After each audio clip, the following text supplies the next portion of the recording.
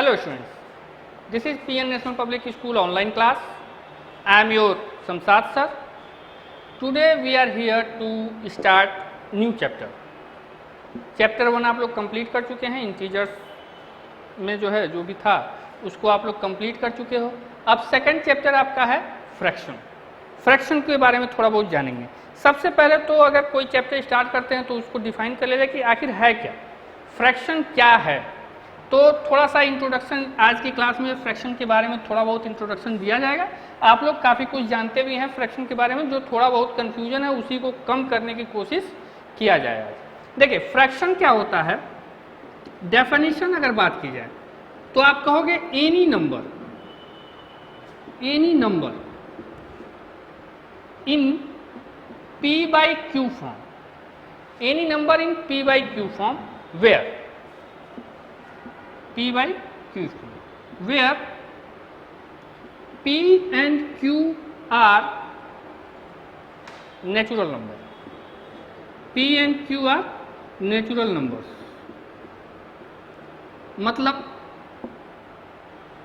Natural number आपको पहले से पता होगा कि नेचुरल नंबर क्या होता है. ऑल काउंटिंग नंबर 1 2 3 4 5 6 7 8 9 10 11 12 13 14 15 16 जो भी नंबर आप काउंट कर सकते हो वो सारे नेचुरल नंबर्स होते हैं. तो आपका यहाँ P बाई Q के फॉर्म में होगा, लेकिन P और Q क्या होगा, नेचुरल नंबर होगा. नेचुरल नंबर 1 2 कभी भी नेगेटिव नेचुरल नंबर नहीं होता है. मतलब फ्रैक्शन कभी भी नेगेटिव नहीं हो सकता. बहुत सारा कंफ्यूजन होता है फ्रैक्शन और रेशनल नंबर में.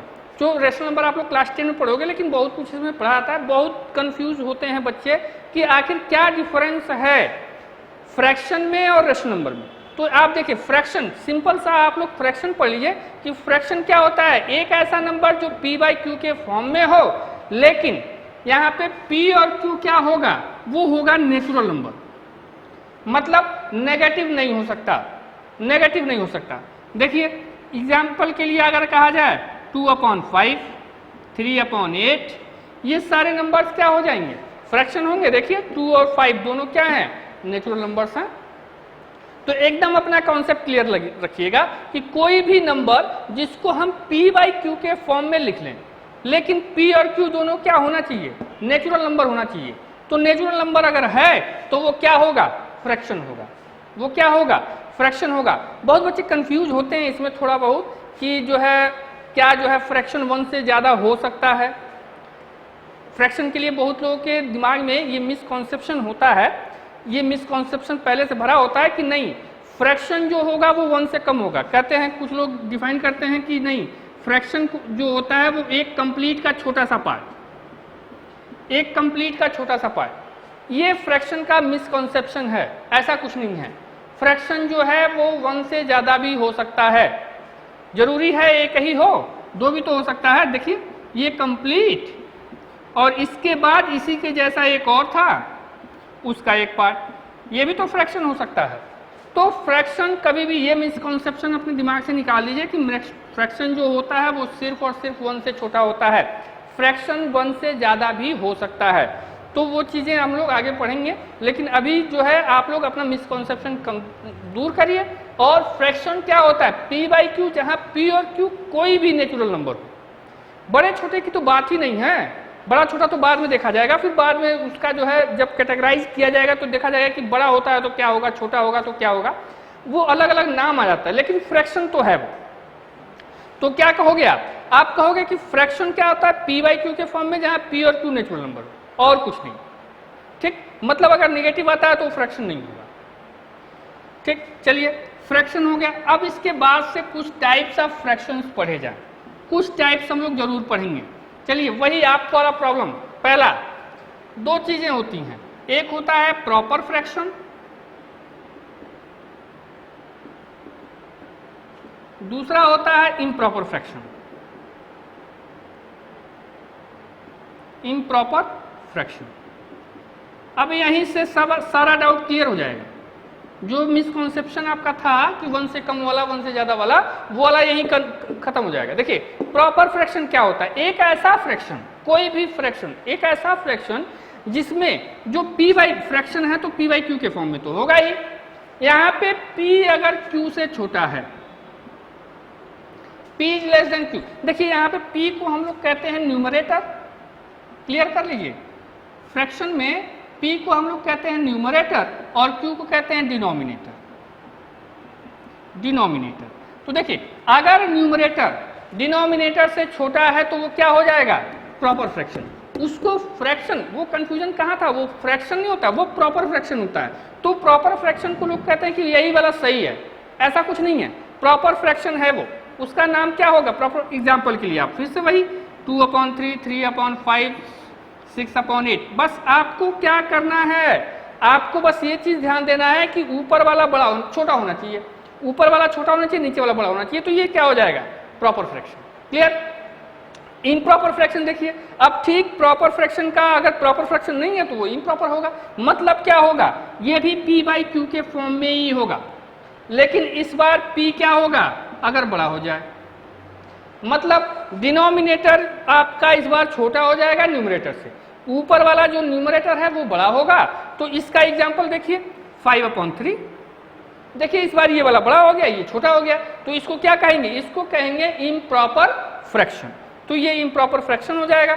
चलिए कुछ और एग्जाम्पल इम्प्रॉपर फ्रैक्शन के। इम्प्रॉपर फ्रैक्शन का 8/3, 13/5, ये सारे इम्प्रॉपर फ्रैक्शन होंगे। चलिए इम्प्रॉपर फ्रैक्शन अगर है, आप क्लियर हो गया कि प्रॉपर फ्रैक्शन और इम्प्रॉपर फ्रैक्शन में डिफरेंस क्या है। अगर इम्प्रॉपर फ्रैक्शन है तो इसको हम लोग फिर नेक्स्ट एक चीज होता है मिक्स्ड फ्रैक्शन।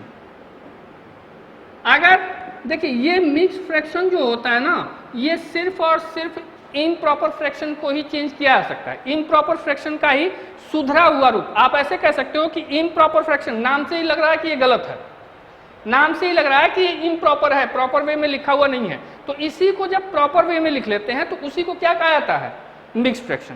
क्लियर हो रहा है कि यहाँ से अगर ये इम्प्रॉपर फ्रैक्शन है, ये सही तरीके से नहीं लिखा हुआ था, इसको सही तरीके से लिखना सीखना पड़ेगा।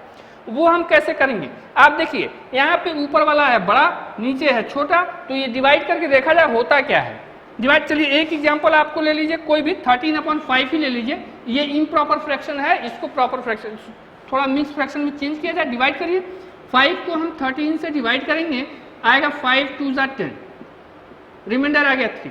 जहां रिमाइंडर आएगा वहीं पर आप क्या करोगे, जो क्वोशेंट आता है, क्वोशेंट का मतलब रिजल्ट, जो रिजल्ट आता है उसको हम एज अ होल नंबर लिख लेते हैं, एज अ होल नंबर लिख लिए। जो रिमाइंडर आएगा उसको क्या करेंगे, उसको हम बना देंगे न्यूमरेटर, और जिससे हम डिवाइड किए मतलब डिवाइजर को क्या करेंगे, ये आ जाएगा। तो इसी को क्या कहा जाता है, मिक्स फ्रैक्शन। अब ये इम्प्रॉपर फ्रैक्शन प्रॉपर में चेंज हो गया, मतलब ये अब मिक्स फ्रैक्शन में चेंज हो गया है। तो इस तरीके से आप लोग मिक्स फ्रैक्शन में भी चेंज कर सकते हो।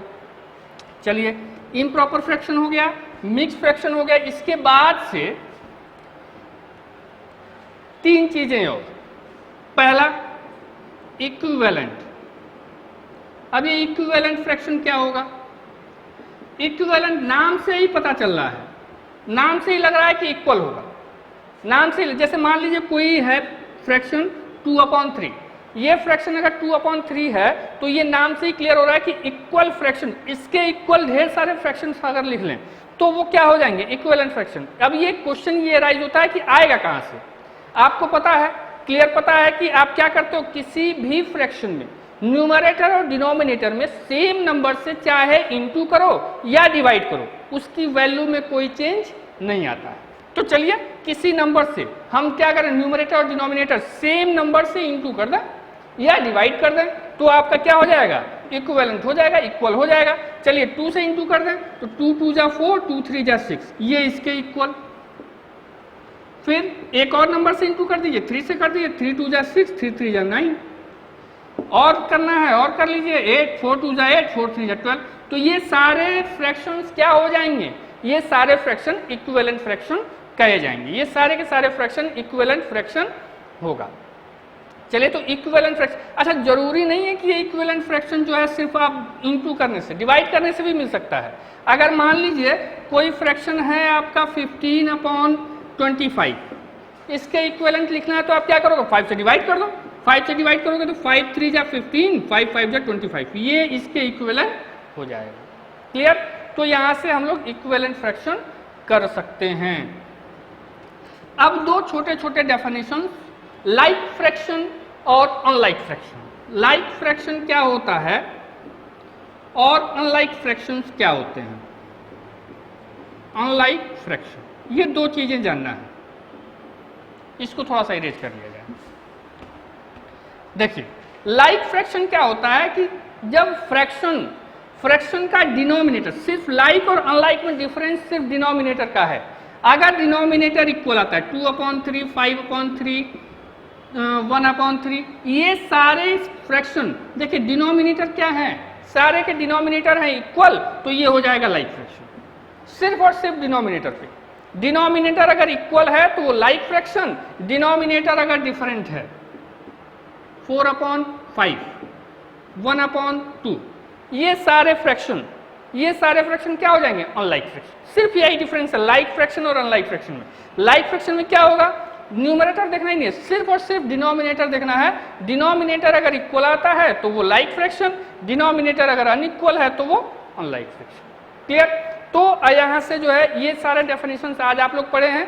फ्रैक्शन क्या होता है, proper fraction, improper fraction, mixed fraction, equivalent fraction, फिर आप पढ़े हो लाइक फ्रैक्शन, अनलाइक फ्रैक्शन। ये सारे डेफिनेशंस में जो थोड़ा बहुत मिक्सिंग होता है, कंफ्यूजन होता है, उसको आप लोग फिर से नोट्स जो तैयार करेंगे उससे देखिएगा तो वो कंफ्यूजन दूर होगा।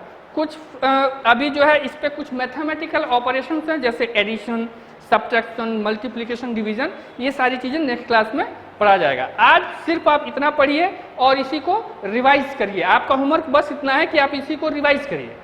क्लियर। आज के लिए बस इतना ही, बाकी नेक्स्ट क्लास में। Thank you.